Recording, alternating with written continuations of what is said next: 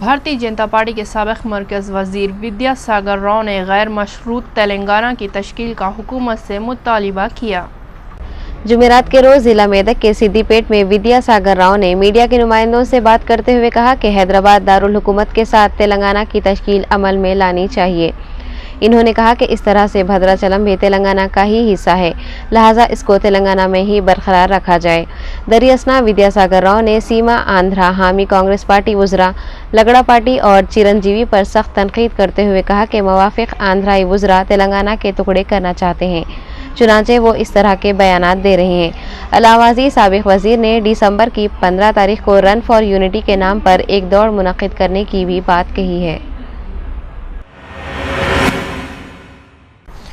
आंध्र प्रदेश की तकसीम के मसाइल का जायज़ा लेने के लिए तश्कील करदा वज़ारती ग्रुप ने मुसव्विदा तेलंगाना बिल को ख़तियात देते हुए अपनी रिपोर्ट तैयार कर ली है। ताहम ये रिपोर्ट मरकज़ी काबीना को कब पेश की जाएगी, इस पर कोई तबसरा नहीं किया गया है। 4 घंटे तवील इजलास के बाद वज़ीर दाखिला सुशील कुमार शिंदे ने, जो इस वज़ारती ग्रुप की क़यादत कर रहे हैं, कहा कि आंध्र प्रदेश की तकसीम से मुताल्लिक़ मुख्तलिफ मसाइल पर गौर व ख़ौज़ किया है। आंध्र प्रदेश और तेलंगाना के दरमियान असासजात की तकसीम पर भी तवज्जो दी गई है। इस मौजू पर हुनूस चंद बातें गौर तलब हैं। इन्होंने कहा कि वो नहीं कह सकते कि वज़ारती ग्रुप अपनी रिपोर्ट मरकज़ी काबीना को कब पेश करेगा। सुशील कुमार शिंदे ने कहा कि अजलास में तेलंगाना पर मुख्तलिफ ज़ावियों से गौर किया गया है और वज़ारती ग्रुप ने अपनी रिपोर्ट को ख़तियत देने के साथ साथ तेलंगाना मुसव्वदा बिल को भी तैयार कर लिया है, जिसे मरकज़ी काबीना को पेश किया जाएगा ताकि इस पर गौर करके अगला कदम उठाया जा सके। गोवा पुलिस ने तहलका मैगजीन के बानी तरुण तेजपाल पर घेरा तंग करते हुए समन जारी किया है, जिसमें कहा गया है कि वो इनके खिलाफ जिनसी हमले के इल्ज़ाम की तहक़ीक़ात के सिलसिले में 28 नवंबर को सपहर 3 बजे गोवा पुलिस के सामने पेश हों। क़ब्ल-ए-ज़ीद तरुण तेजपाल को दिल्ली हाई कोर्ट में अपनी दरख्वास्त पेशगी ज़मानत पर कोई फौरी रिलीफ नहीं मिल सका था। गोवा पुलिस के फैसले से तेजपाल की गिरफ्तारी का इम्कान बढ़ गया है, लेकिन DIG पुलिस OP मिश्रा ने पुलिस की इस हिकमत अमली पर इजहार ख्याल करने से इनकार कर दिया कि अगर तरुण तेजपाल कल तहक़ीक़ाती ओहदेदारों के सामने पेश न हो तो क्या कदम उठाया जाएगा। माहिरीन का कहना है कि अगर तेजपाल तहक़ीक़ाती ओहदेदार के सामने पेश न हो तो पुलिस इनके खिलाफ नाक़ाबिल ज़मानत वारंट जारी कर सकती है या फिर पूछताछ को उस वक्त तक तवालत दे सकती है जब तक दिल्ली हाई कोर्ट इनकी दरख्वास्त पेशगी ज़मानत पर आइंदा जुमे को अपना हुक्म जारी करती है। तेजपाल की दरख्वास्त पेशगी ज़मानत पर दिल्ली हाई कोर्ट ने अपने अहकाम जुमा आइंदा 29 नवंबर तक महफूज रखे हैं। DIG ने मीडिया के नुमाइंदों को बताया कि तहक़ीक़ाती ओहदेदार मज़कूरा केस में मुलविस मुतालिका शख्स तरुण तेजपाल को तलब कर रहे हैं और इस शख्स से कहा गया है कि वह तहक़ीक़ाती ओहदेदारों के सामने कल सपहर लगभग 3 बजे तक पेश हो जाए। पुलिस ने सिमन एक ऐसे दिन जारी किया है जब तहलके की एक खातून सहाफ़ी यहाँ पहुँची है और इसने ज़ाब्ता फ़ौजदारी की दफ़ा 164 के तहत एक मुकामी अदालत में अपना बयान रिकॉर्ड करवाया है।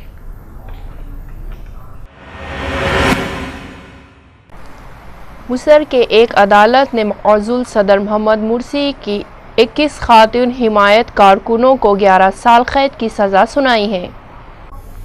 इन खवातीन को मुख्तलिफ जराइम में कसूरवार ठहराया गया है, जिनमें दहशतगर्द तंजीम का कारकुन होना, ट्रैफिक रोकना और गुज़िश्ता माह सिकंदरिया के शहर में एहतजाजी मुजाहरे में ताकत का इस्तेमाल शामिल है। इन खवातीन में से 7 की उम्र 18 साल से कम है, इसलिए इन्हें बच्चों की जेल में भेजा जाएगा। अदालत ने इख्वानुल मुस्लिमीन के 6 रहनुमाओं को भी मुजाहरों में फसाद उकसाने के जुर्म में 15 साल कैद की सज़ा सुनाई है। इतलात के मुताबिक इन मर्दों पर इनकी अदम मौजूदगी में मुकदमा चलाया गया है। इसके अलावा रियासती मीडिया के मुताबिक सदर मुर्सी की इस्लामी तंजीम के 17 मजहबी रहनुमाओं को गरबिया के कस्बे में गिरफ्तार किया गया है। इन पर इल्ज़ाम है कि वो मसाजिद में अपने खतबों के ज़रिए फ़ौज और पुलिस के ख़िलाफ़ इश्तियाल फैला रहे थे। रियासती खबरसां एजेंसी का ये भी कहना है कि 8 अफराद पर 2011 में साबिक़ सदर हुस्ने मुबारक के ख़िलाफ़ एहतजाज के दौरान एक वकील को अगवा करने और इस पर तशद्दुद करने का भी इल्ज़ाम है। शाम की हुकूमत के बाद मगरिब के हिमायत याफ्ता हज़्ब इख्तिलाफ के इत्तेहाद के सरबराह ने भी जिनीवा में मुनक़िद होने वाले अमन कॉन्फ्रेंस में शिरकत की है, तस्दीक कर दी है। ताहम फ़रीक़ैन ने इन अमन मुज़ाकरात के नताइज के बारे में मुतज़ाद ख़यालात का इजहार किया है। शामी अपोजिशन का कहना है कि इस बातचीत के नतीजे में एक अबूरी हुकूमत की राह हमवार होगी, जबकि शामी हुकूमत का इसरार है कि वो इख्तिदार सौंपने के लिए इस अमन कॉन्फ्रेंस में नहीं जा रही। पीर को अक़वाम मुत्तहिदा के सेक्रेटरी जनरल बान की मून ने ऐलान किया था कि शामी हुकूमत और बागी 22 जनवरी को जिनेवा में क़याम अमन की कोशिशों के सिलसिले में मुलाकात करेंगे। ये मार्च 2011 में शाम में बशारुल असद की हुकूमत के ख़िलाफ़ बगावत के आगाज़ के बाद पहला मौका होगा कि शामी हुकूमत और बागियों के नुमाइंदों के दरमियान बिलमुशाफ़ा मुलाकात होगी। शाम में 2.5 बरस से जारी पुरतशद्दुद वाक़यात में अब तक 1 लाख से ज़्यादा अफराद हलाक और 90 लाख दरबदर हो चुके हैं। अगर बरतानिया और फ्रांस इस ख्याल पर कायम रहने पर मिस्र हैं कि अबूरी दौर में सदरुल असद की कोई जगह नहीं, तो इन्हें जिनेवा 2 में आने की भी कोई ज़रूरत नहीं। शामी अवाम किसी को अपने मुस्तक़बिल और क़यादत का फ़ैसला करने का हक़ चुराने नहीं देंगे। शामी वज़ारत ख़ारजा ने बुध की शब एक बयान में तस्दीक़ की है कि बशारुल असद की हुकूमत अमन कॉन्फ्रेंस में सरकारी वफ़द भेजेगी। ताहम बयान में ये भी कहा गया है कि ये नुमाइंदे किसी को भी इख्तिदार सौंपने के लिए जिनेवा नहीं जा रहे हैं, बल्कि इनका मकसद अनासिर से मिलना है जो शाम के मुस्तक़बिल के लिए सियासी हल के हामी हैं। अलावा अज़ीज़ वज़ारत ख़ारजा ने यह भी कहा है कि वो क़ुव्वतें जो सदर बशारुल असद का मुल्क के मुस्तक़बिल में कोई किरदार नहीं देखती, इन्हें इस कॉन्फ्रेंस में शिरकत नहीं करना चाहिए। बयान के मुताबिक अगर बरतानिया और फ्रांस इस ख्याल पर कायम रहने पर मिस्र हैं कि अबूरी दौर में सदरुल असद की कोई जगह नहीं, तो इन्हें जिनेवा 2 में आने की भी कोई ज़रूरत नहीं, और ये कि शामी अवाम किसी को अपने मुस्तक़बिल और क़यादत का फ़ैसला करने का हक़ चुराने नहीं देंगे। थाईलैंड की वज़ीर आज़म के ख़िलाफ़ पार्लियामेंट में अदम एतमाद की तहरीक नाकाम हो गई है, जबकि मुल्क में हुकूमत मुखालिफत मुज़ाहरे 5वें दिन भी जारी है। पार्लियामान में अदम एतमाद की करारदाद हिज़्ब इख्तिलाफ़ की जमात डेमोक्रेटिक पार्टी ने पेश की थी, लेकिन वज़ीर आज़म यंगलिक शिनावत्रा की फ्यू थाई पार्टी की पार्लियामान में अक्सरियत की वजह से ये करारदाद नाकाम हो गई। इस करारदाद के हक़ में 134 वोट आए, जबकि 297 अरकान ने वज़ीर आज़म शिनावत्रा पर एतमाद का इजहार किया। वाज़ेह है कि इनकी हुकूमत को सन 2010 के पुरतशद्दुद मुज़ाहरों के बाद मुल्क में होने वाले बड़े मुज़ाहरों का सामना है।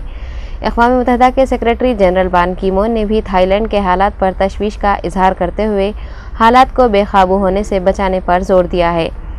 ये मुज़ाहरे मुल्क के दारुल हुकूमत बैंकॉक में इतवार को शुरू हुए थे और मुज़ाहिरीन हुकूमत से मुस्तफ़ा होने का मुतालबा कर रहे थे। एहतजाज करने वालों ने मुख्तलिफ वज़ारतों और दीगर सरकारी दफातर की तरफ मार्च किया और इन्हें बंद करने की कोशिशें की। हिज़्ब इख्तिलाफ़ से ताल्लुक़ रखने वाले साबिक़ रुकन पार्लिमान इन मुज़ाहिरीन की क़यादत कर रहे हैं।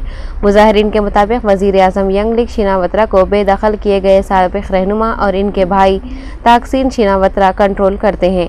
वज़ीर आज़म यंगलिक शिनावत्रा को पार्लियामेंट में 297 वोट मिले, जबकि इनकी मुखालिफत में 134 वोट पड़े हैं।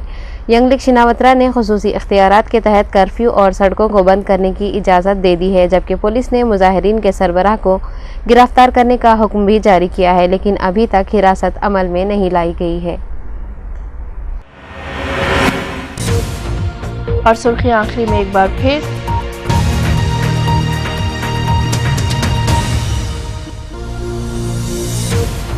मध्य प्रदेश की एक दवा साज कंपनी के गोदाम में ज़बरदस्त आतिशज़दगी का वाक़या। गोदाम में मौजूद अद्वियात के ज़खायर जलकर हुए खाकस्तर।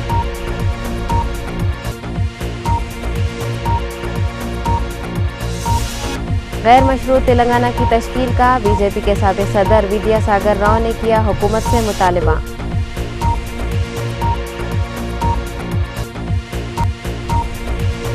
शामी हुकूमत और अपोजिशन के कौमी इत्तेहाद की अमन बातचीत में शिरकत की तस्दीक। अमन मुज़ाकरात के नताइज के बारे में मुतज़ाद ख़यालात का इजहार।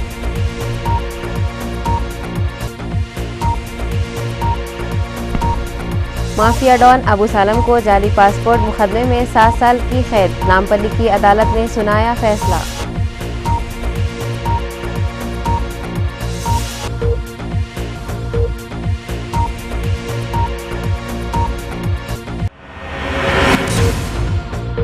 तो रहिए ना बेखबर, देखते रहिए खास खबर सिर्फ रूबी पर। नाजरीन, हम फिर दोबारा हाजिर होंगे कुछ खास नई खबरों के साथ। तब तक के लिए शाहना को दीजिए इजाज़त। अल्लाह हाफिज़।